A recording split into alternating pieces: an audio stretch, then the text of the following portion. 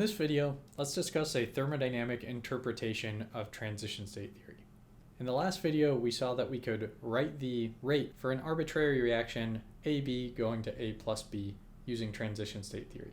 In this development, we assumed an equilibrium between reactants and our transition state, AB double dagger, with some equilibrium constant that described that, which we can write K equal to the concentration of our transition state divided by the concentration of our reactant. We could therefore write the rate as a reaction rate constant for step 2. So this step here, transforming the transition state into the products A plus B times the concentration of our transition state.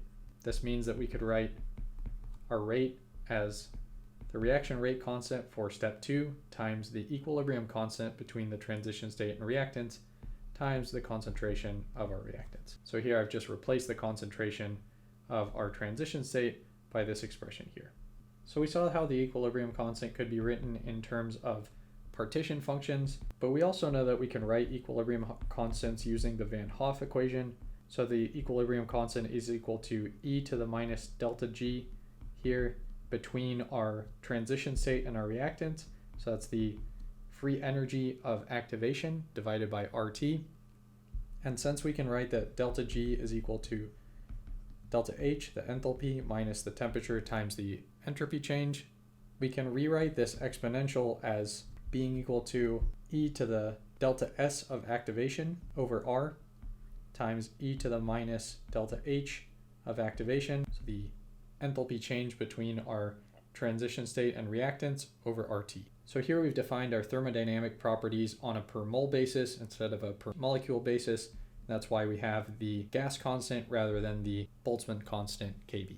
So combining this expression for our equilibrium constant with this expression here, we can write that the rate is equal to Kt over H times e to the delta S of activation over R times e to the minus delta H of activation over RT times the concentration of our reactant AB.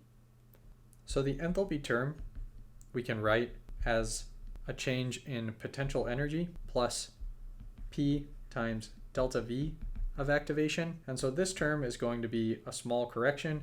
So this is going to be essentially equal to the potential energy change of activation, which is just equal to our activation energy. So noting that, we can write that our reactant rate constant, so this term here, is going to be equal to Kt over H times the entropy of activation divided by R times e to the minus Ea over RT. So we can see now that we've defined the pre-exponential factor A from the Arrhenius expression. So this depends on Kt over H and the entropy of activation. So this term Kt over H is on the order of 10 to the 13th with units of inverse seconds at room temperature. So let's say we had an entropy increase between our transition state and reactants. So this could be the case, for example, if our reaction elementary step was desorption and the transition state essentially looked like a desorbed molecule, so it had higher entropy than our adsorbed state. Then we would have a pre-exponential factor that's much greater than 10 to the 13. So now we've come to a physical understanding of what the rate constant and pre-exponential factor actually are and how they depend on the energy and entropy of activation in an elementary step.